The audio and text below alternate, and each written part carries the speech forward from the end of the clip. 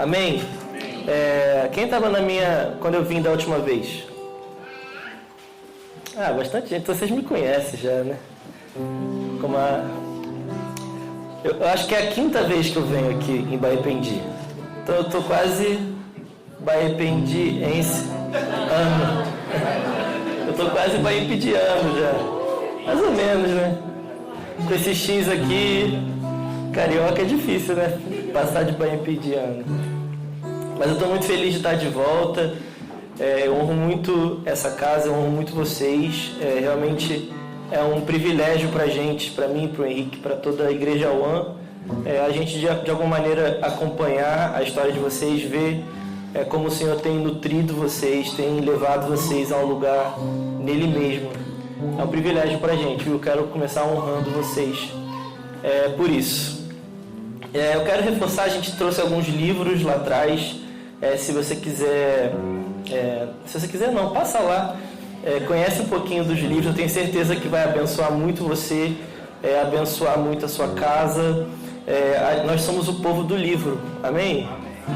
Então a gente não tem direito de escolher se a gente quer ser ou não o povo que lê.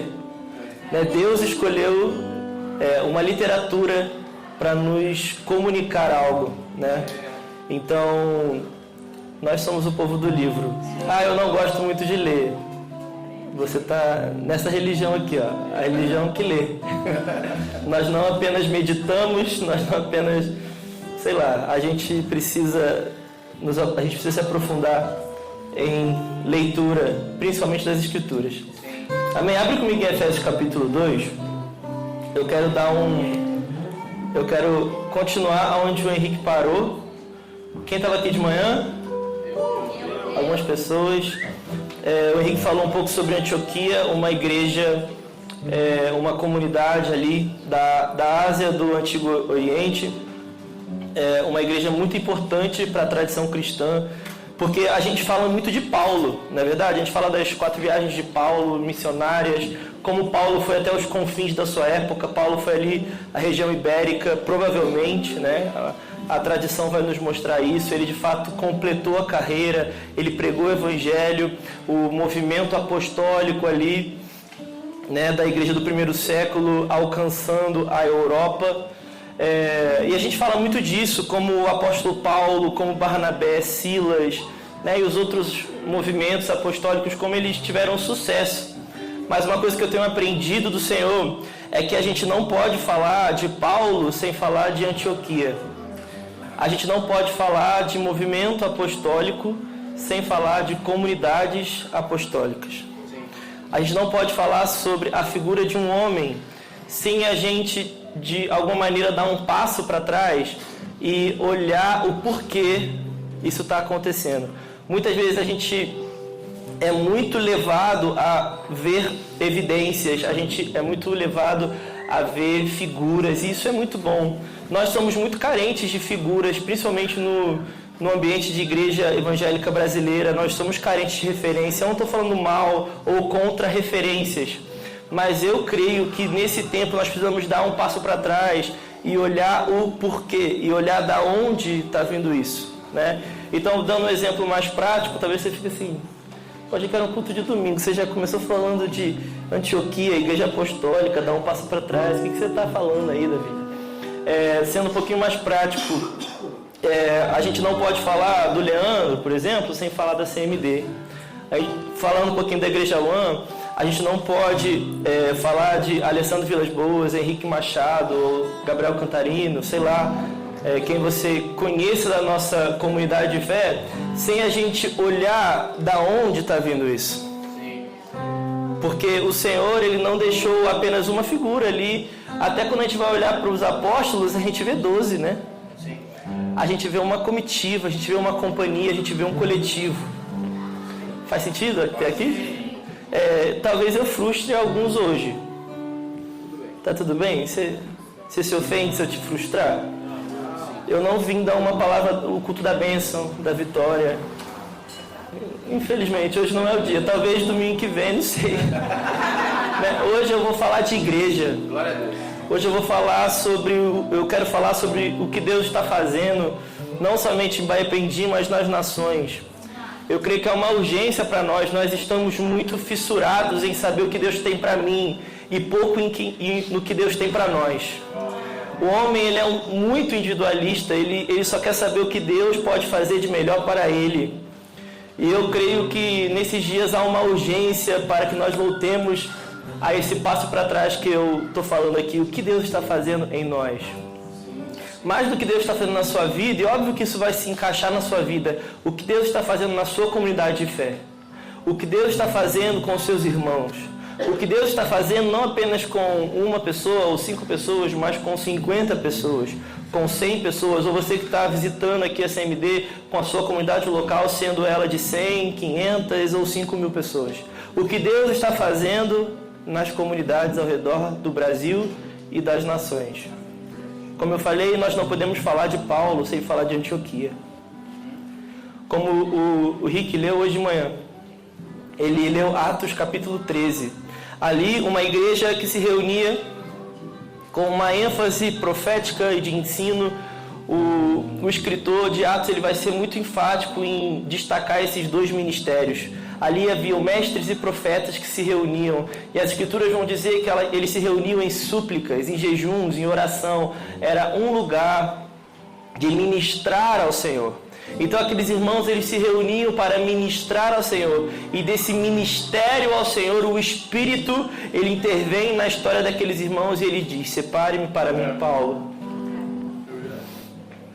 Então eu creio que é muito importante, ainda mais no Brasil, quando a gente fala tanto de envio, de missão. O Brasil é um celeiro missionário. Se você for conversar com qualquer pastor ou igreja fora do Brasil, quando você fala que você é brasileiro, ele já vai falar assim: missionário, descend. Tênis para o alto. Esse é o nosso Brasil, fogo. Eles sabem até falar fogo, fogo.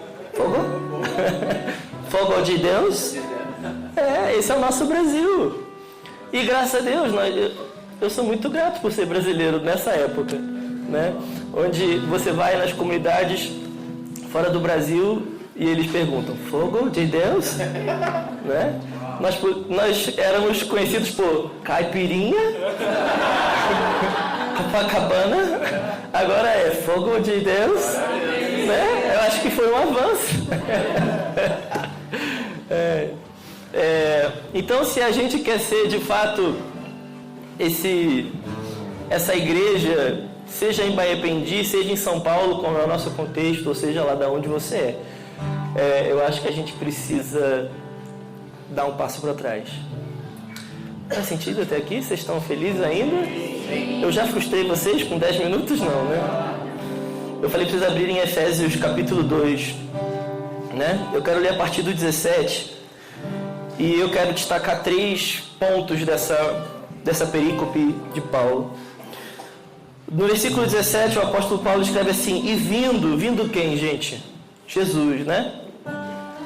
Né, gente? Vocês estão felizes? Sim! Eu sou um pouco carente, vocês sabem disso. Vão interagir. Você veio cultuar a Deus. É verdade, Henrique? Te veio cultuar ao Senhor. Vamos lá. E vindo, evangelizou paz a vós outros que estáveis longe, e paz também aos que estavam perto. Porque por eles ambos temos acesso ao Pai em um Espírito. Por aqui, antes de eu entrar nos meus pontos, é muito interessante como o apóstolo Paulo vai falar assim: olha, ele veio, Cristo veio e ele evangelizou paz aos que estavam perto e paz aos que estavam longe. Eu quero te contextualizar antes da gente entrar aqui nos pontos que eu queria frisar com vocês. O que o apóstolo Paulo está falando aqui, se você for dar uma olhada nos versículos anteriores de Efésios capítulo 2, o apóstolo Paulo ele está falando muito sobre a tensão que há entre gentios e judeus. Então ele vai falar sobre o muro de separação que havia entre os gentios e os judeus, no qual Cristo ele derrubou essa barreira de inimizade. Então nós temos acesso ao mesmo Deus. Então, o evangelho que veio para os judeus, né, os que estavam perto, né, também veio a nós, os que estavam longe. Né? Eu não sei você, eu estava muito longe. Eu estou longe geograficamente, né? Acho que a gente está longe da Palestina, né? Eu não sei, um pouquinho longe. A gente está longe no tempo, né? Mais de 2000 anos. Mas de alguma maneira esse Evangelho da Paz nos alcançou. O Evangelho da Paz que alcançou aqueles que estavam pertinho, também nos alcança aqueles que estavam longe. Mas você precisa entender que essa paz aqui, a qual o Evangelho é da paz, não é a paz do Netflix, como o Henrique falou ontem. Porque como o mundo tem pregado paz?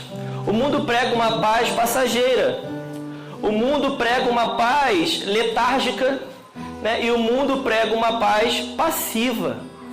Como é que é a paz do mundo? É a paz do Netflix. Eu brigo com a Ana, minha esposa. Aí eu falo assim, me dá 10 minutos de paz. Aí eu bato a minha porta, entro no meu quarto, ligo o Netflix e falo, ufa, paz.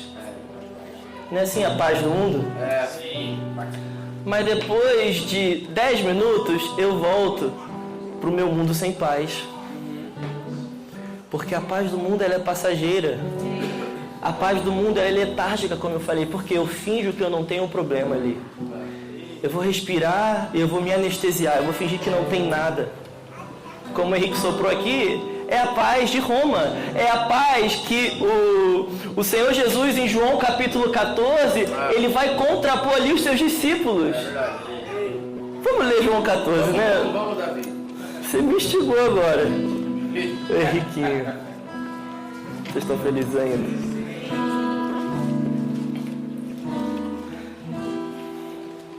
João 14. Gente, João 14 dá vontade de tatuar na testa.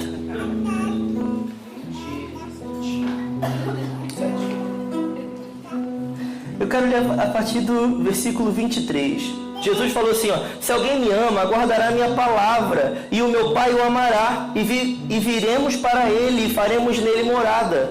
Quem não me ama, não guarda as minhas palavras, e a palavra que vocês estão ouvindo não é minha, mas do Pai que me enviou. Tenho dito isso enquanto ainda estou com vocês, mas o Consolador, o Espírito Santo que o Pai enviará em meu nome, esse ensinará a vocês todas as coisas, e fará com que se lembrem de tudo que eu lhes disse. Esse Consolador, o Paracletos, aquele da mesma substância, aquele que está guiando a igreja a caminhos futuros. Guarda isso que eu vou falar isso mais para frente. E olha o que o Senhor fala no versículo 27. Deixo com vocês a paz. A minha paz lhes dou, e não lhes dou a paz como o mundo dá. Meus irmãos, o Senhor Jesus, ele está contrapondo aqui a sua paz com a paz do mundo. O mundo ali do Senhor era o mundo romano. E havia uma paz sendo pregada. Quando você falava ali, no contexto romano sobre paz, eles já pensavam na paz romana, na pax romana. Como Roma estava tentando promulgar a paz? Assim como ele estava tentando promulgar a paz com os judeus. E como é que Roma tenta promulgar a paz com os judeus? Olha só, judeus, eu vou ficar aqui, porque eu sou Roma, né? Vocês são desse tamanho, a gente é desse tamanho, vamos brigar não. Então, vocês é parte da gente agora. Império Romano, prazer Império Romano, judeus, Império Romano. A gente é muito grande, mas eu vim de paz. Faz o seu, que eu faço o meu. Beleza? Você dá uma moedinha para César e fica tudo ok. Que linda essa paz, né, gente? E Jesus fala assim, olha só, a paz que eu vim dar para vocês, eu não vim dar como Roma deu para vocês. Eu não vim dar a paz de Roma para vocês, não. Eu não dou paz como o mundo dá. Fingindo que está tudo bem quando não está nada bem. E olha o que ele fala depois de contrapor essas duas paz. Que o coração de vocês não fique angustiado nem com medo. Assim, entendendo um pouco desse contexto que a gente falou dos apóstolos, você começa a entender. Mas finge que eu não falei isso. Imagina Jesus vir para você e falar assim, eu vim te trazer a paz. Aí você fica como, aleluia. Aí ele fala assim, não fica com medo não fica angustiado não. Eu sei você, eu ia ficar assim, agora eu tô com medo. Eu tava tranquilo até Jesus você falar para eu não ficar angustiado, agora eu tô angustiado. Porque a paz de Deus, meus irmãos, ela é muito menos passiva do que você pensa. A paz de Deus, ela é muito menos letárgica do que você pensa. Ela é muito menos temporária do que você pensa. Como o Henrique soprou aqui também, eu estou com ponto. É a Shalom. Paz para o judeu ali, meus irmãos, é Shalom. E Shalom é alinhamento. Shalom é harmonia. Shalom é você se realinhar com Deus. Então, se você está desorganizado, quando o Evangelho da Paz te alcança, você vai ter que se consertar. Você vai ter que se aprumar. A paz de Deus, ela vai te aprumar. Não, Davi, você tem que estar aqui, ó. A paz de Deus fez assim, não, Davi, Rio de Janeiro mais não, acabou São Paulo agora. E no meio disso tudo, a gente chora, a gente, meu Deus, tem que pagar não sei o que, tem que fazer não sei o que. Meu Deus! Mas no meio disso é como se Jesus estivesse voltando a João 14 pra gente. Eu estou dando a minha paz, não fica com medo. Não fica angustiado. Quem já experimentou isso? Vem pra igreja, aceita Jesus, batiza. Agora, você fala assim, agora vai, minha vida vai. Começa a dar errado. O namoradinho que você tinha termina. O emprego sai. Não é verdade? Só acontece com a gente, ela não? Acontece aqui também? Aí você fica assim, acho que eu fui para a religião errada, cara. Achei que minha vida ia melhorar. Tá de cabeça para baixo. Então nós voltamos a João 14, não fica com medo. A paz que eu vim dar, diz o Senhor Jesus, eu não vim dar como Roma. O Evangelho da paz, o Evangelho da esperança, o Evangelho escatom, aquele que nos revela coisas futuras. Ah, meus irmãos, comunidades escatológicas não são apenas comunidades especulativas. Nós não estamos aqui apenas para especular o enredo do fim. Nós estamos para nos aprumar como uma comunidade de fé, à luz do dia do Senhor, preparados para o que vem.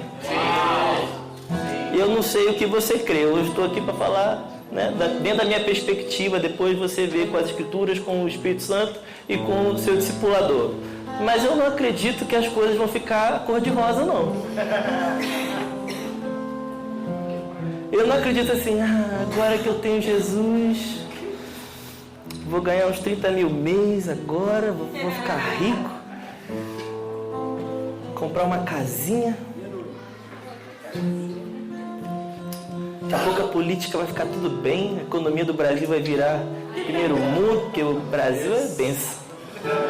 E aí, quando tudo quer ficar muito bom, Jesus vem para fazer uma participação aqui. Porque o negócio vai ficar tão bom que Jesus não vai aguentar lá no céu. Assim, eu vou vir nessa terra aqui, que é muito boa essa terra.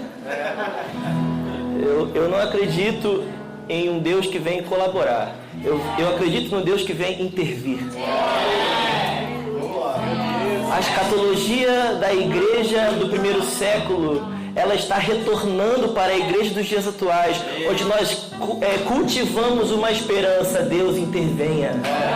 Deus intervém com a sua paz. Intervenha na história. Como Michael Brown diz em Avivamento ou Morte, avivamento não vem porque a igreja gosta, mas avivamento vem porque a igreja precisa. Nós precisamos de uma intervenção. Nós precisamos de um alinhamento. Nós precisamos nos voltar ao prumo das Escrituras. É verdade. Então eu vejo que o versículo 17, o apóstolo Paulo está como quem apruma a igreja de Éfeso, falando: o Evangelho da paz tocou os que estavam perto, mas também tocou vocês. Também tocou os gentios ali, porque Éfeso era uma cidade um tanto industrial para a sua época, a gente pode falar isso. Havia ali diferentes etnias, homens de diversos contextos, uma igreja, uma cidade muito importante para o contexto do Oriente Antigo ali. No meio dessa igreja havia gente de tudo que é jeito, gente. Uma cidade um tanto urbana, obviamente nos contextos da época. Então o apóstolo Paulo, ele está escrevendo ali para diversos povos, diversos tipos de gente. E eu tenho certeza que no meio daquela circulação, daquela carta ali, no qual os presbíteros deixavam rodar de casa em casa, haviam certos gentios que falavam assim: uau, o evangelho da paz me alcançou. Eu estava longe. E aqui a gente entra nos próximos versículos que dizem: assim já não sois estrangeiros e peregrinos, mas concidadãos dos santos, e sois família de Deus. Eu acho muito interessante como o apóstolo Paulo usa o termo estrangeiro, forasteiro, peregrino. O que o apóstolo Paulo ele está falando aqui? Dentro desse contexto de promessa, lembra essa palavra, promessa? Havia uma promessa desde Abraão, Moisés, uma promessa que estava sendo cultivada ali no contexto do povo hebreu. Então havia o povo da promessa.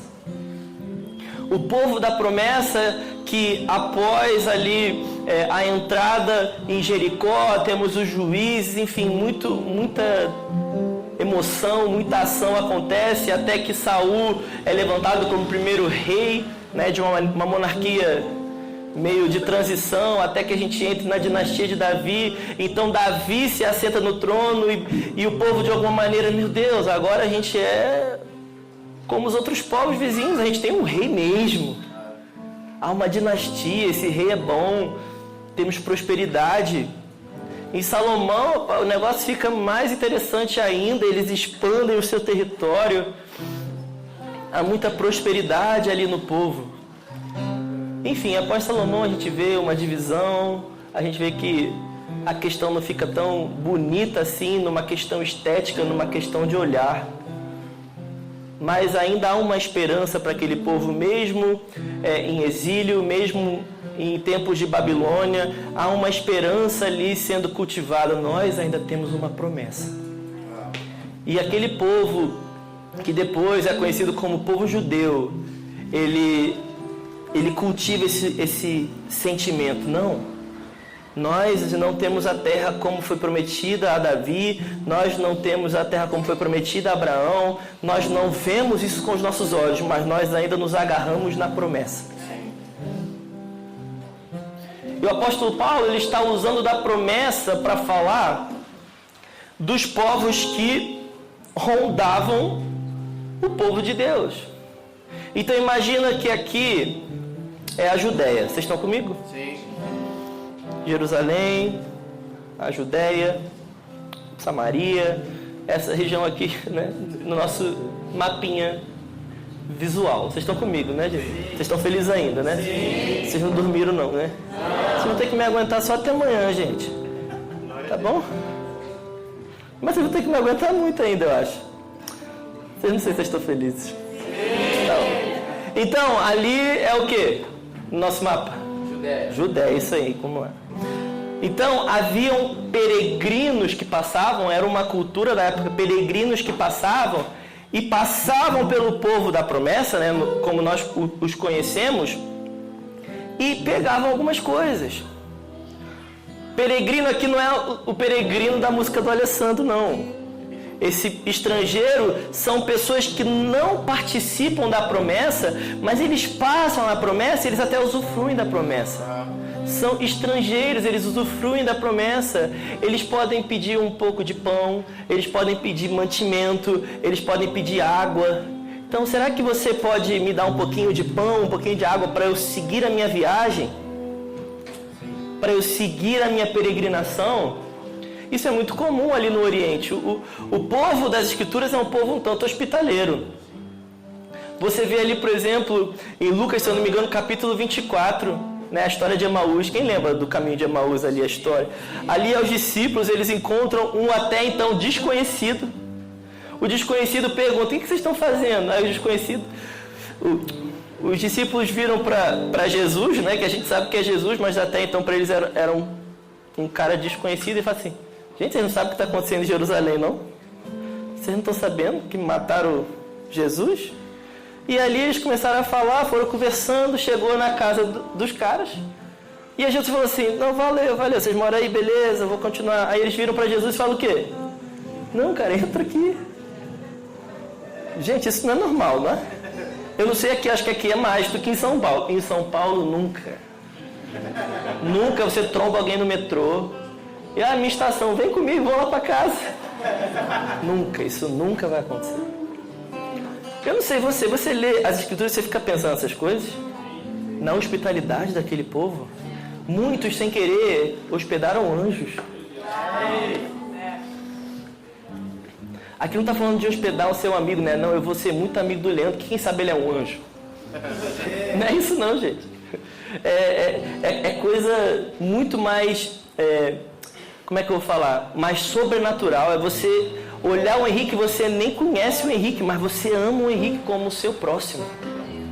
Porque amar o Leandro como próximo é muito fácil, pô. Eu conheço o Leandro um tempão. Agora, um desconhecido. Então, os parâmetros de hospitalidade das Escrituras são muito mais extremos do que muitas vezes nós nos permitimos.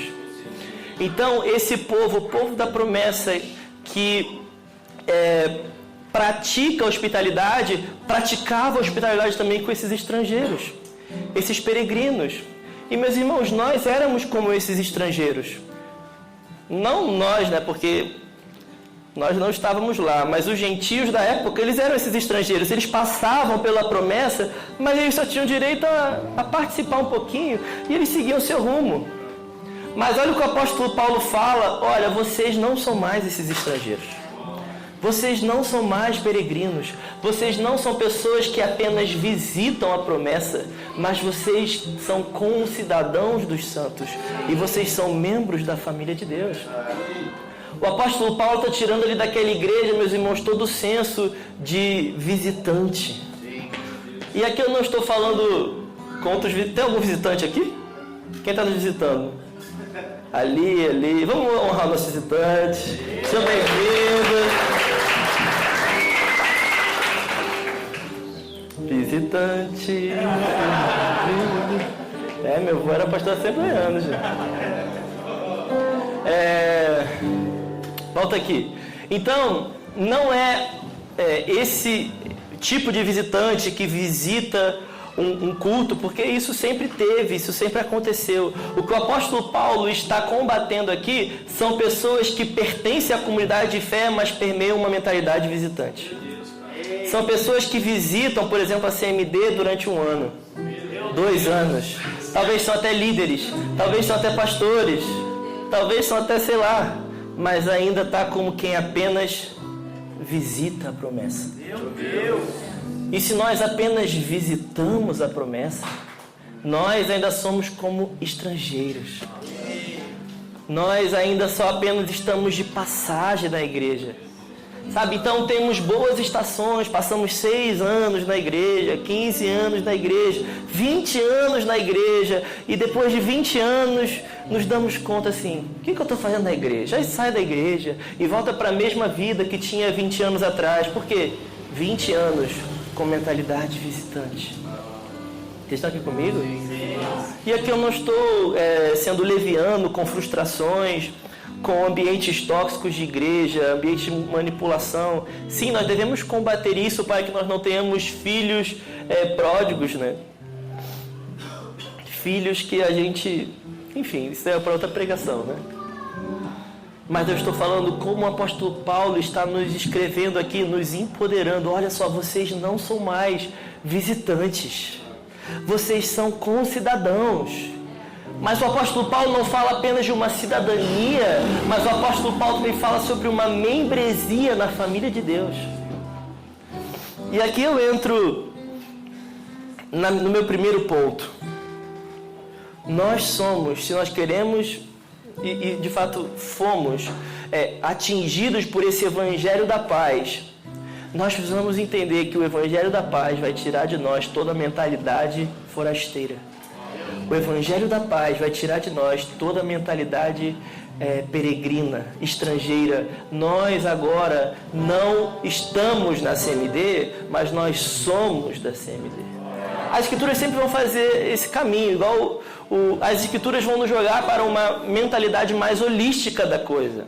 Como o Henrique falou ontem, nós não apenas temos fome, nós somos fome.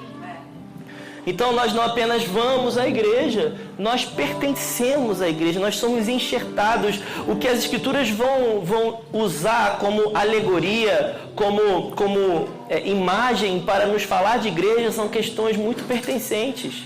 Vai falar de edifício, vai falar de lavoura,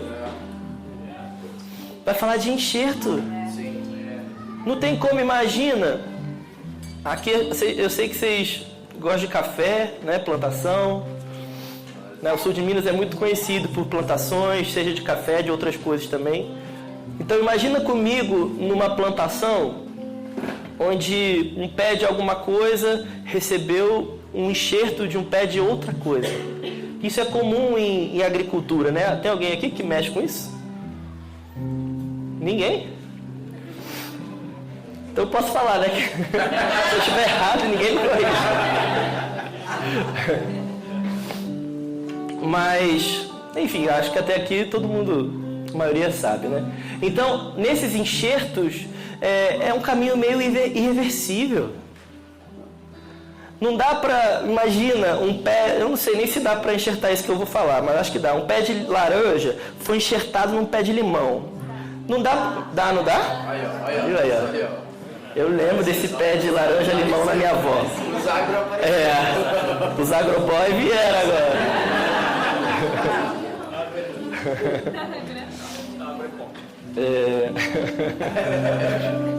Vocês são bobos, né? Então volta aqui no nosso enxerto de laranja no limão. Não dá para depois de 2 anos o pé de laranja, você vai lá pegar a laranja que tá meio limão, virar para você e falar assim, me tira daqui, cansei. Dá? Não dá, né? Então a gente precisa ver esse enxerto de Deus de uma maneira um pouco mais rica, complexa, irreversível. A gente, quando vai olhar para a igreja, principalmente no Novo Testamento, a gente vai ver que esse enxerto, ele é complexo. Ele é custoso, gente. Custou o sangue de Jesus. Você acha que o sangue de Jesus, que foi tão custoso, para te enxertar na promessa, qualquer ferida, desistir da igreja e embora. Meu Deus. Meus irmãos, o ser igreja é muito mais custoso, é muito mais complexo. E quando nós somos apaixonados, eu já estou entrando na mensagem. Tem quantos minutos? Eu estou na introdução. 30? Acho que em 2 horas eu consigo. Tô brincando, gente, vai dar. Quando a gente é apaixonado, acho que esse é o cerne da mensagem hoje. Quando a gente se apaixona pelo plano de Deus, né? O Leandro falou para eu falar de fascinação. Mas eu tenho sido fascinado, nós como Igreja One também, pelo plano de Deus. E pelo Deus do plano. Quando nós começamos a entender a magnitude de tudo isso, meu Deus, Deus me enxertou em algo muito maior. Eu não sou mais um estrangeiro, eu não estou apenas de passagem na promessa, eu fui enxertado na promessa. A paz, o evangelho da paz me alcançou, eu estava longe, mas agora eu estou como aqueles que estão perto. Meu Deus, quando eu começo a entender a magnitude do plano de Deus, meus irmãos, não é um irmãozinho que me chateou que vai me tirar do plano de Deus. Eu estou em algo muito maior. Então eu consigo ser longânimo. Entendo o que eu vou falar. Tem coisa que a gente fica tentando, e obviamente isso é primazia, o fruto do Espírito é primazia. Eu preciso ser longânimo. Então o Henrique me chateia, Deus me enche de longanimidade. Mas nós precisamos olhar a Bíblia de uma maneira um pouco mais inteira, porque às vezes eu estou tão atrofiado na minha vidinha medíocre que não é falta de longanimidade só, é falta de perspectiva. É verdade. O Evangelho, ele precisa se relacionar com a sua cultura, mas ele não é refém da sua cultura. O Evangelho que se relaciona com São Paulo, se relaciona com o Rio de Janeiro, se relaciona com o Baependi, sul de Minas, se relaciona com, sei lá, o Paquistão. Ele se relaciona, ele consegue Deus, Ele é um Deus tão gracioso que nós vemos graça comum em tudo que é canto. Nós vemos culturas que conseguem receber o Evangelho por meio de caminhos que muitas vezes nós nunca pensaríamos. Mas o Evangelho não é refém à nossa cultura. A gente tem falado muito isso lá em São Paulo. Não vem me dizer, Davi, aqui em São Paulo é difícil. Sabe como é que é? Correria, né? É difícil, viver família aqui é difícil. O Evangelho não é refém à cultura de São Paulo. Então nós como igreja, nós nos colocamos contra curso de São Paulo. Não, aqui a correria de São Paulo não dita o nosso ritmo. O Evangelho dita o ritmo da igreja. Nós paramos pelo próximo. Nós vivemos família sim. Nós vamos na casa dos nossos irmãos. Se tiver que reduzir o nosso salário pela comunhão, estamos dispostos. Nós não vamos nos submeter à corrida capitalista de São Paulo. Sucesso da igreja precisa ser redefinido. Não é São Paulo que vai definir o que é sucesso na vida da igreja. Sucesso no ambiente eclesiástico não é o quão CEO você é de uma multinacional, se você fala 6 línguas ou 8 línguas, ou 8 idiomas, se você é pós-doutor. Não, isso não é o que define sucesso mediante as Escrituras. Então sim, o Evangelho se relaciona com a cultura de São Paulo, mas ele não é refém da cultura de São Paulo. É verdade. Então nós submetemos a cultura de São Paulo ao Evangelho. O Evangelho é o filtro. O que fica na peneira a gente joga fora. Então, meus irmãos, trazendo aqui para o nosso contexto do sul de Minas, eu quero falar para vocês, vocês não são reféns da cultura do sul de Minas. O Evangelho se relaciona com a cultura de Baipendi, mas ele não é refém da cultura de Baipendi. Então não me venha dizer, eu não sei o seu contexto, eu não conheço muito a história de Baipendi, mas não me venha dizer, porque isso se repete em qualquer cidade que eu vou, gente. Não me venha dizer, Davi, aqui você não conhece Baipendi, aqui é difícil. O Evangelho é superior à cultura. Não, Davi, aqui são 18 mil habitantes só. Não me venha falar sobre o plano de Deus nas nações. Não, Davi, aqui é Baipendi. A gente precisa Baipendi. Eu tenho uma notícia que é muito boa. Talvez você ache que ela é ruim. Mas você foi enxertado. Não, você não tem mais como pensar apenas numa perspectiva cultural contemporânea. Você precisa se submeter às Escrituras que são eternas, que não são reféns de uma geografia, que não são reféns de 2023. As Escrituras, elas são eternas. As Escrituras, ela toca tanto o Oriente quanto o Ocidente. As Escrituras tocam os povos em diversas etnias, tribos, nações. E tocou Baipendi. Então, deixa eu te falar uma coisa. Eu acho que eu falei isso da última vez que eu vim, eu não me lembro. Deus não está fazendo 3 coisas no mundo. Deus não está fazendo 100 coisas no mundo. Deus não está fazendo nem 2 coisas no mundo. Deus está fazendo uma coisa. O nosso Deus é um Deus de uma coisa. Vocês estão comigo? Sim. Deus está fazendo uma coisa no mundo. E o nosso convite é: nós queremos entrar nessa coisa? Nós queremos participar dessa coisa? Nós queremos cooperar com essa coisa? E obviamente essa uma coisa é uma coisa grande, é uma coisa majestosa, é uma coisa complexa no bom sentido, como eu falei anteriormente. É rica. Então sim, essa uma coisa, há desdobramentos no sudeste do Brasil, diferente do nordeste do Brasil. Nós temos igreja no nordeste e é diferente, é outra dinâmica. Nós temos igreja na Europa, é diferente, é outra dinâmica. Mas, meus irmãos, é uma coisa. Então eu não consigo escolher, você está em qual coisa? Eu estou na coisa do Brasil, eu estou na coisa da Europa, eu estou na coisa da América, eu estou na coisa de São Paulo. Não, eu estou na coisa. Eu estou na coisa. Faz sentido, gente? Sim. Você não tem direito mais de escolher qual tipo de vida você quer. Quando o Evangelho da Paz te alcança, você é enxertado no plano de Deus. E aquele que está enxertado no plano de Deus não pode ser faccioso. Não pode ser caprichoso. Não pode cair em preciosismos desse tempo. Não, Davi, é o que o meu jeito, sabe, é o meu jeito é assim, eu não quero saber do seu jeito, eu quero saber do jeito de Deus. Vamos lá. Não é culto de missão não, fica tranquilo. Mas e se Deus quiser pegar você e colocar na Coreia do Norte? E se Deus quiser pegar você e colocar no Afeganistão? No meio do Talibã? Ah, Davi, mas eu vou morrer. E se Deus quiser te matar? Tá fazendo sentido? Nós estamos na igreja de... Soltar as crianças.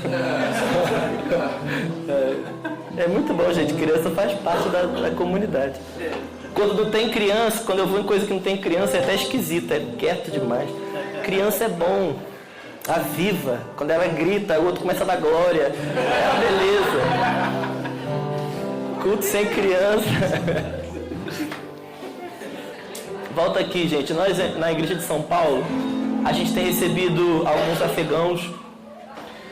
E como nós temos sido abençoados na perspectiva do Evangelho. No sentido de, olha, o Evangelho não é paulista. O Evangelho não é nem brasileiro, gente. Deus não é brasileiro. Inventaram essa mentira aí, gente. Deus não é brasileiro. Deus, primeiro que, se for falar do que Deus é judeu. Ele nasceu em Belém. E não é não é Belém do Pará. Tá? Nem no Belém de São Paulo. Deus está olhando algo muito maior. Nós não podemos cair no erro do que muitos vão falar. É uma polêmica isso aqui, mas eu vou entrar nisso. Porque o princípio ele é o mesmo. Nós não podemos cair, seja como igreja, denominação, ou como nação, ou como contexto. Nós não podemos cair no erro que muitas vezes Israel caiu. Que portar a promessa, mas não olhar para o Deus da promessa e ver o que Deus quer fazer com essa promessa. Então, muitas vezes nós colecionamos palavras proféticas, nós pensamos, meu Deus, nós temos muita coisa. Eu não sei como é aqui, mas na Igreja One a gente tem palavras, a gente sabe o que Deus quer fazer. E, meu Deus, Deus quer a Igreja One, meu Deus, o que a gente vai fazer com tudo isso? A gente não pode se esquecer que a gente é apenas servo. A gente precisa olhar para fora, a gente precisa olhar para além dos nossos horizontes, a gente precisa olhar para além da Igreja One e olhar o que Deus está fazendo. O que Deus está fazendo no Brasil? O que Deus está fazendo na América Latina? O que Deus está fazendo na igreja do fulano? Quão pobre é uma família espiritual. Eu sei que vocês falaram de família sexta-feira. Família, ela não tem só a ver com afeição, ela tem a ver com propósito, ela tem a ver com herança. Família nas Escrituras é herança. Herança é o que você carrega do seu pai. O Espírito é o penhor da herança. Nós fomos adotados não apenas para termos afeições uns com os outros. Isso é incrível. Isso é básico. Isso é basilar, gente. Eu amar o meu irmão é base. Eu amar o Henrique é óbvio, gente. A gente tem que dar um passo além. A gente está muito assim, eu não sei aqui, na Luan, a gente é muito assim. A gente vai ter um retiro que a gente vai falar disso, inclusive. Família não é só, olha como eu sou família com o Henrique, eu amo o Henrique, meu Deus, eu morreria pelo Henrique, o Henrique, na minha casa, churrasco, whey protein, e vamos lá, e come meu whey protein todo. Né, Henrique? É muito bom, pode comer meu whey protein todo. É que o Henrique come meu whey protein. Gente, o whey protein é difícil de dividir, não é? Alguém aqui toma whey protein? Eu. Pra você dividir o whey protein é que você ama muito. Não é verdade? É verdade. Aí eu, pode comer o arroz, aí o ovo. Não, eu quero whey protein. Tá bom, mas se quiser o arroz e o feijão, pode também. Não, eu quero whey protein mesmo. Tá bom. Você pode, mano. Whey protein é seu. Tá tudo ligado. Então isso é óbvio, gente. Isso é óbvio, que minha geladeira do Henrique é óbvio. Que minha casa do Henrique é óbvio, porque esse ser irmão...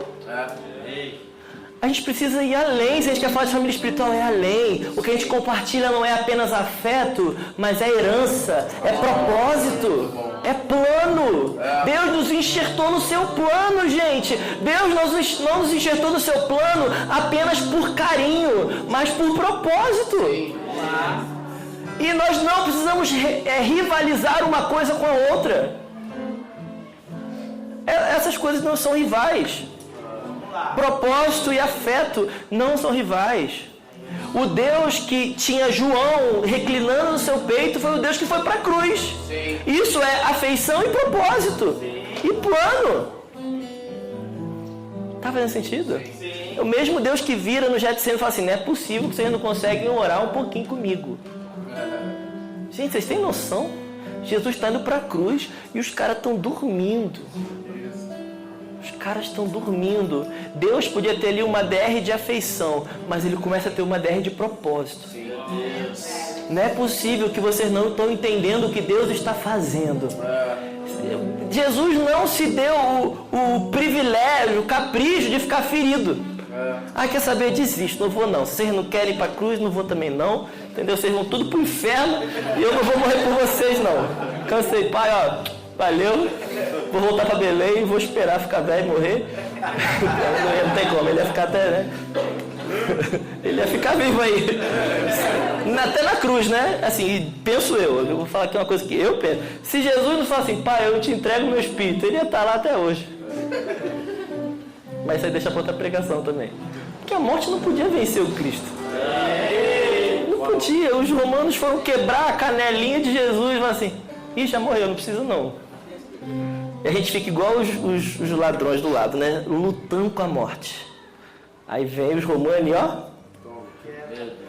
Mas é para outra pregação também. Aí você fica com a canelinha quebrada porque você está lutando com a cruz. Aí é difícil mesmo. Deixa para outra. Então Jesus, ele não... Eu não gosto de pensar que a cruz matou o Cristo. Eu gosto de pensar que Cristo se entregou à morte. Cristo se entregou no madeiro. Mas voltando no Getsemane, Jesus não ficou ali tendo crise de afeição. Ele estava muito convicto do plano do Pai. Muito inteiro no plano do Pai. Eu quero fazer uma... Eu quero provocar você. O que você pensa para além da sua vida? Ou você não pensa? No seu tempo de oração, você só ora por você? Será que você pode orar pela sua comunidade? Você carrega discernimento. Deus, o que o Senhor está fazendo na CMD? O que o Senhor está fazendo dos meus pastores? Para onde o Senhor está apontando eles? Deus, dê graça. Derrama graça sobre a nossa comunidade para que a gente continue avançando no Senhor. Deus, como nós podemos cooperar com o que o Senhor está fazendo nas nações? Eu creio, meus irmãos, que Deus quer rechear os nossos devocionais com esse tipo de oração. Para que a gente não fique apenas no Deus abençoa meu trabalho, Deus abençoa minha empresa, Deus abençoa as minhas finanças, Deus abençoa o meu umbigo, é sempre sobre mim e nunca sobre a minha comunidade de fé.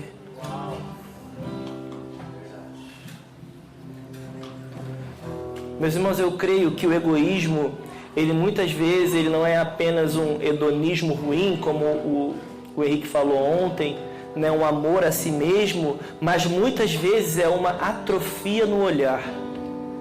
Então tem gente que é tão limitado na sua visão que ela só consegue se ver.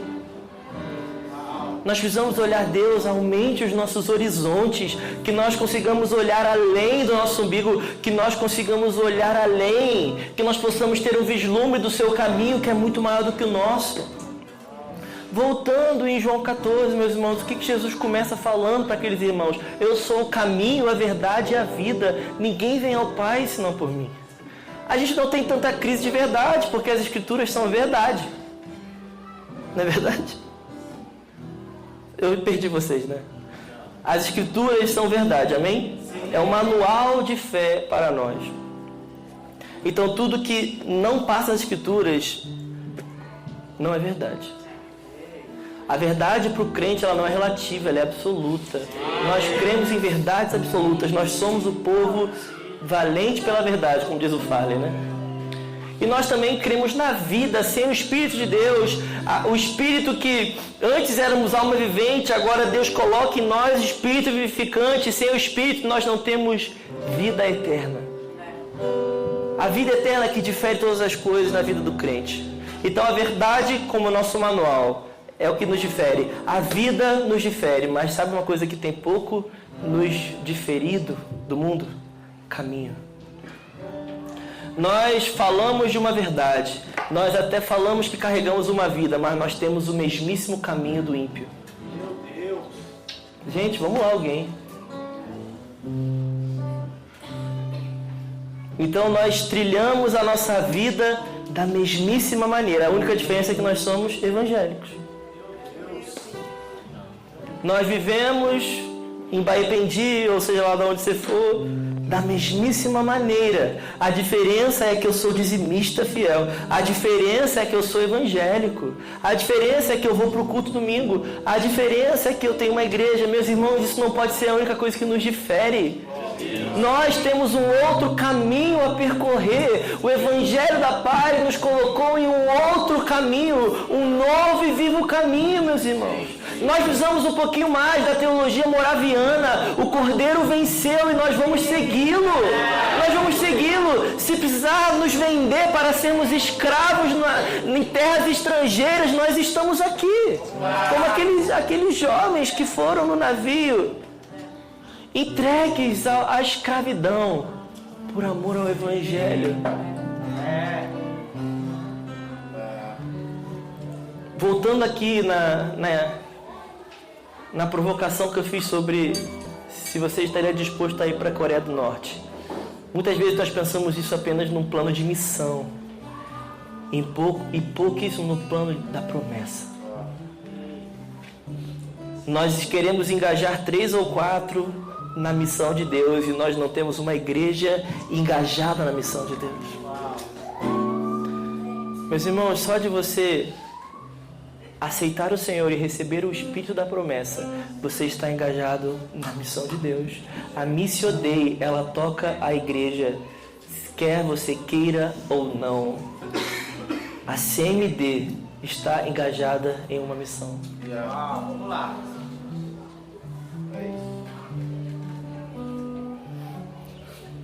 Eu gosto muito de uma frase de Kevin Van Hooser, eu vou ler aqui. Vocês têm espaço para mais ainda, gente? Sim. Eu não estou cansado. Eu não vou aliviar. Eu vou falar tudo que eu quero aqui. Eu não vim falar fofo para vocês. Eu não vim só para um culto de domingo, gente. Eu me recuso, eu desonraria vocês se eu viesse aqui, entregasse uma palavra legal, voltasse para São Paulo. Valeu. Eu vou falar tudo o que eu creio que o Senhor tem para nós hoje. Com toda humildade eu falo isso, tá, gente? Eu quero ler essa frase. Vamos dizer assim, ó, muito frequentemente, ao estudarmos a Bíblia, procuramos descobrir como sua história, a história da Bíblia, se encaixa em nosso mundo, a nossa vida. Quando, de fato, deveríamos fazer o oposto. Deveríamos tentar ler o nosso mundo à luz da história da Bíblia. Como é que o ser humano hoje, né, o crente em 2023, está tentando usar a Bíblia? Lê Provérbios, faz 30 dias com Provérbios e depois fala, pronto, agora eu sei finanças. Sabedoria de Salomão me alcançou. Isso está tudo bem, pode te ajudar. Não estou falando que isso é do Satanás. Isso pode te ajudar, gente, mas isso é muito pouco. Não é como a Bíblia serve a minha vida, mas é como a minha vida serve o enredo bíblico. Não é sobre como a Bíblia melhora a minha vida, é como eu perco a minha vida em prol da vida do enredo das Escrituras. A Bíblia não me melhora, a Bíblia me aniquila, me mata. Ela me reduz ao pó. Vamos lá. Não é eu que encaixo a Bíblia na minha vidinha e eu fico mais equipado. Não, eu coloco a Bíblia como meu prumo e eu mergulho nas Escrituras e eu sou engolido pelas Escrituras. Faz sentido? Sim. Nisso eu concordo com você. Nós precisamos nos submeter ao enredo de Deus, gente. Nós estamos muito presos ao nosso enredo. Isso é ser família de Deus. Agora eu quero ir para o outro versículo que diz assim, ó.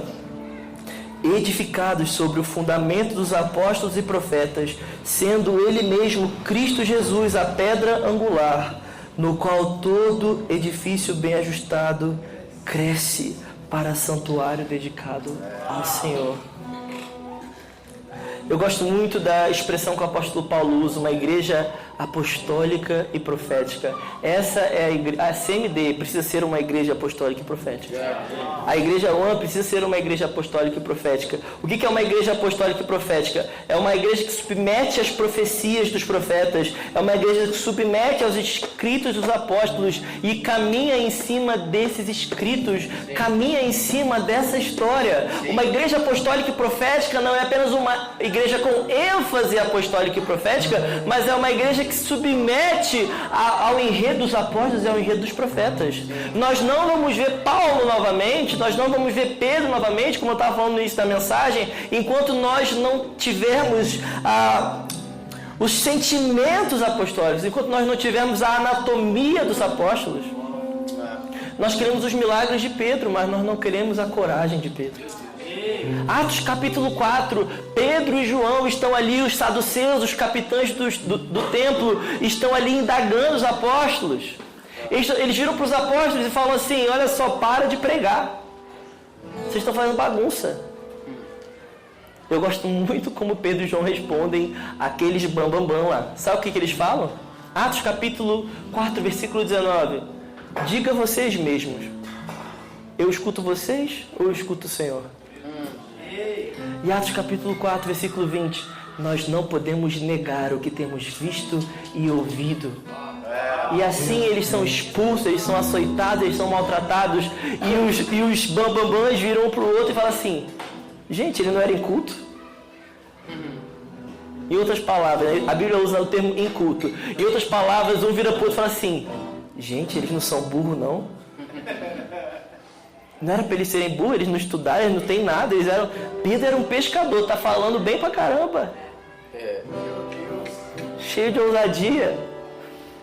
E eles são maltratados. Eles se reúnem com os apóstolos em casa. E as escrituras vão dizer que nessa reunião eles citam Salmos 2. Porque se enfurecem os gentios, os reis. E depois de citar Salmos 2, eles olham para os céus e falam, Deus, nos dê coragem, nos dê bravura para anunciar o Evangelho. Que as escrituras vão dizer que no meio dessa oração o chão tremeu. A gente quer o chão tremendo, mas a gente não quer levar pancada como os apóstolos. A gente não quer orar por coragem, a gente não quer ter ousadia para avançar. Sem ousadia não tem chão tremendo, gente. Sem a coragem dos apóstolos, não tem igreja apostólica. Tá fazendo sentido? Sim. Então, no meio de todo esse enredo, o apóstolo Paulo fala, vocês estão nessa igreja. Vocês que eram estrangeiros, vocês são família de Deus. E vocês estão edificados sobre o fundamento dos apóstolos e dos profetas. É nisso aqui que Deus enxertou vocês. Do qual Cristo é a pedra angular. Então, há os escritos apóstolos dos profetas e há Cristo sustentando a história.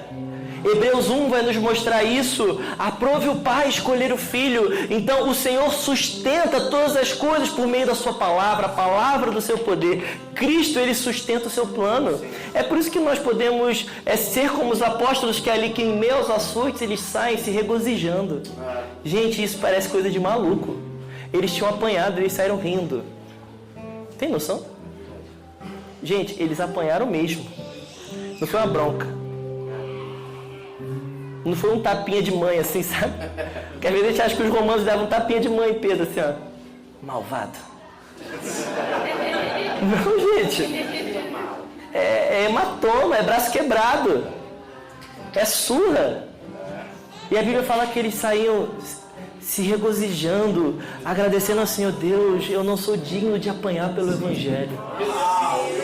A gente briga com palavras, a gente já fica quase que fica reconsiderando a fé, né? Meu Deus, fulano brigou comigo, eu sou crente mesmo. Esses irmãos, eles tinham braços quebrados, costelas quebradas, hematomas de verdade, eles saíam se regozijando, muito convictos do caminho de Deus. Tá fazendo sentido? Sim. E essa igreja, que é uma igreja família, também é uma igreja que é santuário. Eu tenho gostado muito dessa palavra, santuário. Eu não sei como é que você pensa, né, quando fala assim, sei lá, vou dar um exemplo. Vamos lá na igreja? Todo mundo sabe o que é, né? Vamos lá na igreja CMD. Beleza, vamos na igreja. Porque a Bíblia chama isso de igreja. Vamos na comunidade? Comunidade messiânica doxa? Vamos. A Bíblia também chama isso de comunidade. Agora, se a gente falar assim, vamos nos santuários? Opa, santuário? Que coisa é essa? Esquisito, né? Uma palavra que nos assusta. Por quê? Porque nós temos mais hoje no nosso imaginário do que o homem chama de santuário e pouco do que as escrituras chamam de santuário. E o que as escrituras estão falando aqui, ó? Vou ler de novo. No qual todo edifício bem ajustado cresce para santuário dedicado ao Senhor. Meus irmãos, a nossa reunião aqui não é apenas uma reunião de espectadores onde nós apenas observamos o que alguém está fazendo. Uma família espiritual não é uma família de espectadores. Se nós queremos nos engajar no enredo de Deus, nós precisamos tirar toda a expectativa de espectador que há dentro de nós. Gente, uma coisa que a gente fala muito tem falado muito na Igreja One nós amamos culto forte, nós amamos culto bom. Nós damos feedback nas nossas palavras, nós fazemos tudo que uma igreja faz.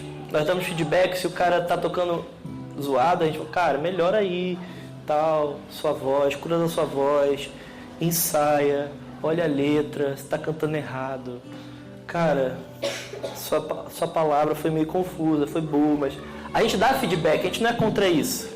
Mas agora, meus irmãos, quando a gente é refém das nossas expectativas, quando a gente é refém da nossa homilética, quando a gente é refém da nossa estética como igreja, nós saímos de uma família espiritual e entramos num conjunto de espectadores.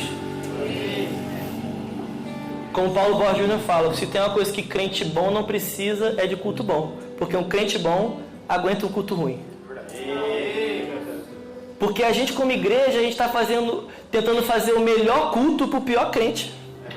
Para tentar convencer o crente que ele é crente. Então a gente fica: crente, dá oferta, crente. Crente, dá glória.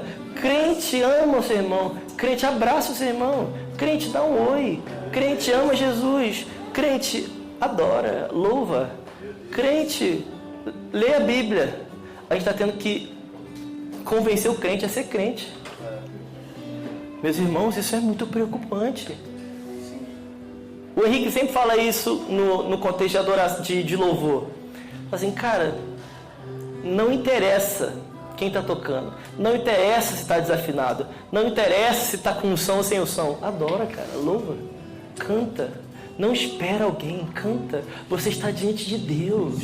O véu se rasgou. Gente, se você está aqui, se você depende de alguém para o seu culto ser bom ou ruim, você está muito aquém na vida cristã.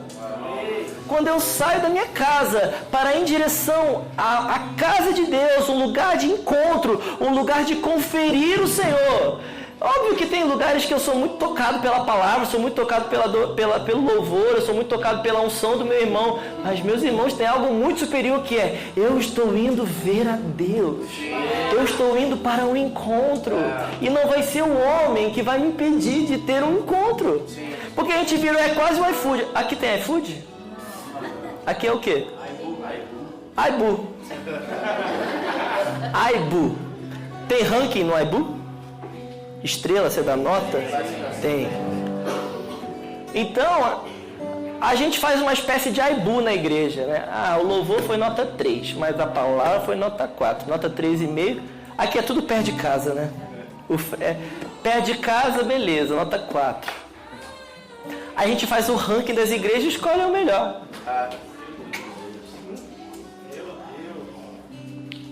A gente escuta isso muito em São Paulo, acho que aqui não é um problema, mas... Davi, eu queria tanto ser dessa igreja, mas ela é longe da minha casa. Eu falo, irmão, eu mudei de cidade para vir para essa igreja, gente. Vocês estão entendendo? Sim. Gente, eu creio em pessoas que estão tão cheias de interessadas numa família espiritual, no plano de Deus, serem enxertadas no plano de Deus, que mudam de cidade, mudam de nação, não estão nem aí. É verdade. Porque a igreja não é Aibu, gente. Para ter frete grátis. Para ser perto. A entrega vai demorar. Igreja é muito mais precioso. A gente muda de cidade para estudar, não é verdade? A gente muda de cidade para trabalhar. Mas participar do que Deus está fazendo, a gente não quer nem andar meia hora. Meus irmãos, a gente vai para a Unifei aqui de Itajubá para estudar. A gente vai para as federais estudar. A gente muda a nossa vida para ter um diploma. A gente não quer mudar de vida para ter a vida eterna, para participar do plano de Deus. Gente, a nossa expectativa de igreja está horrível. A gente precisa de arrependimento, gente. E não é CMD, a igreja não, é a igreja como um todo. A gente não está entendendo o que Deus está fazendo. Está fazendo sentido? Um santuário é quando nós nos reunimos como homens e mulheres zelosas pela presença. E aí, assim, a gente consegue viver o versículo 22, no qual também vós juntamente estáis sendo edificados para a habitação de Deus no Espírito. E aqui, com toda certeza, meus irmãos, o apóstolo Paulo, apesar de falar grego ali, ele está no contexto helenista, ele é um judeu. Hebreu de hebreus, circuncidado, contra a lei fariseu, contra o perseguidor da igreja. O apóstolo Paulo, ele não era gentil, ele era judeu. Ele está falando dentro de uma perspectiva do seu contexto. Então não pense que o apóstolo Paulo está alegorizando aqui a habitação. O apóstolo Paulo está falando de Deus habitar em um lugar mesmo. O apóstolo Paulo está falando sobre o Espírito de Deus cair sobre um lugar mesmo. O apóstolo Paulo não está propondo aqui um culto forte. O apóstolo Paulo está propondo essa comunidade, é a habitação do Espírito. Avivamento, meus irmãos, não é um culto forte. Avivamento não é um culto um pouco mais demorado. Avivamento é quando Deus intervém na história de uma cidade e o Espírito Santo toma conta. Nós precisamos redefinir, não nas Escrituras, que já está muito bem... O apóstolo Pedro falou muito bem sobre os tempos de refrigério. Joel 2 já deixou muito claras as estações das chuvas. O problema não são as Escrituras, o problema é o nosso imaginário. O que é avivamento para nós? Nós precisamos aumentar a régua, meus irmãos. Eu oro para que a CMD seja a habitação de Deus no Espírito de verdade. Eu oro para que Deus mude a vida de vocês de uma maneira que vocês nunca imaginaram. Eu oro para que venham pessoas de outras cidades. Eu oro para que vocês vão para outras cidades. Eu oro para que vocês se engajem no que Deus está fazendo de verdade. Isso não é sobre a liderança, isso é sobre um membro qualquer. Não, Davi, eu sou só um membro. Nós não podemos cair na pirâmide do clero novamente, gente. Nós não podemos voltar 500 anos na história. Vamos lá, se a gente quer ser uma comitiva profética, isso recai a todos. Todos que estão aqui, né, tirando os visitantes, todos que estão aqui que falam assim, eu sou membro dessa casa, você é responsável por construir, cultivar uma comunidade profética. Você é responsável por cultivar uma comunidade apostólica. Você é responsável por Baipendi. Isso não é responsabilidade do Leandro. Isso é nossa responsabilidade.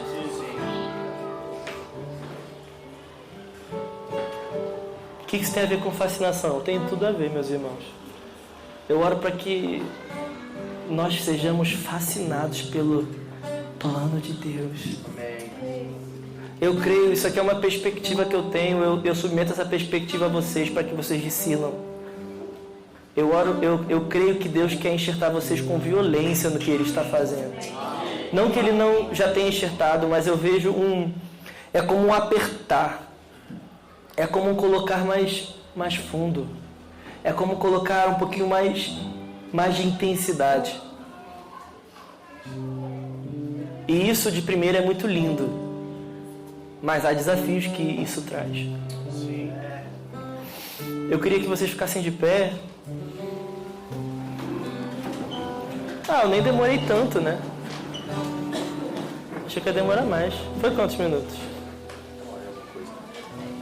1h10? Pode sentar de novo. Mentira. De uma maneira muito sóbria, gente, eu queria orar por vocês.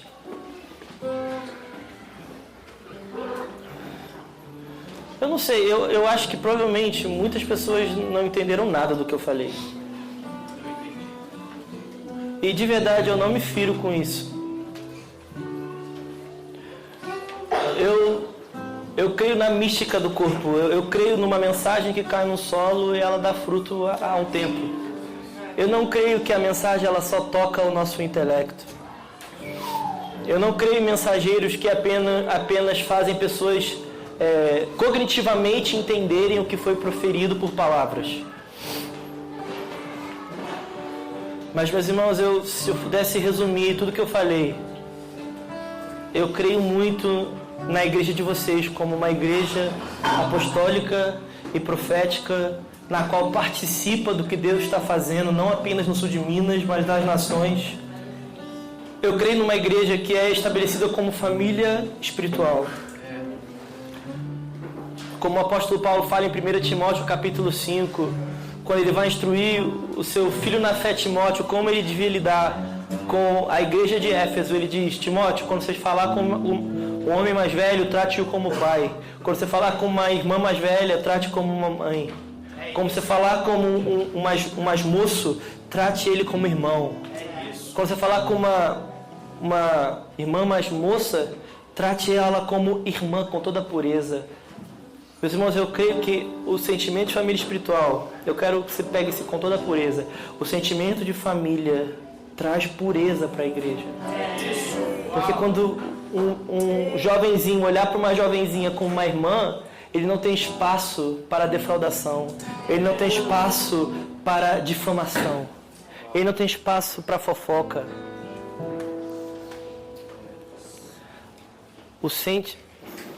Estão tentando me calar, mano. Eu não vou.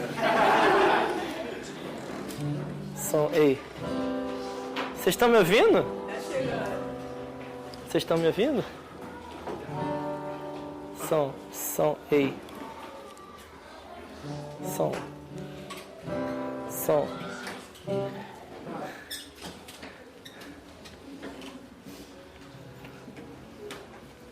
Som. Ei. Som. Esse tá indo. Me dá os 3, deixa os 3 aqui, cara. Eu vou testando. Eu sou flamenguista, eu não desisto, cara.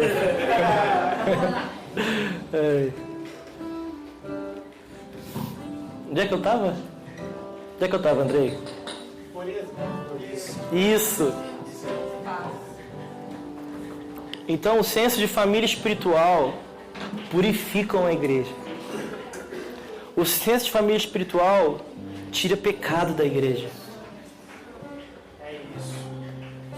A gente fala muito isso na nossa comunidade local. Quando um menino se engraça com a menina, os outros meninos dão uma coça nele. Porque mexeu com a irmã deles. Não mexeu só com a membro da igreja. Cara, você tá zoando uma menina que... Minha irmã, cara. Sai daqui. Agora. Não te dá uma coça. Tá entendendo? Sim. Isso é uma família. Isso é uma família. Família espiritual traz coesão numa igreja. Fofoca não tem espaço. Disputas não tem espaço. Nós estamos construindo uma comunidade.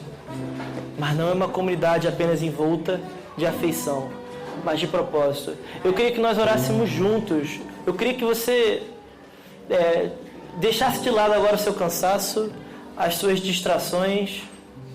Finge que está começando o culto agora. Venha com a animação de 6h30 agora. Eu queria que nós orássemos juntos para que Deus nos revele o seu plano. Para que Deus nos mostre o seu plano. Para que Deus nos engaje com o seu plano. Há uma oração que eu aprendi a fazer e eu não quero me largar dela. Deus, não me deixe de fora do que o Senhor está fazendo. Eu não quero estar de fora. Deus me livre, o Senhor está no lugar A e eu estou perdido no lugar B. Porque muitas vezes a gente está onde Deus não está e a gente fica assim, meu Deus, cadê você? Você me abandonou. Você que saiu de onde Deus estava.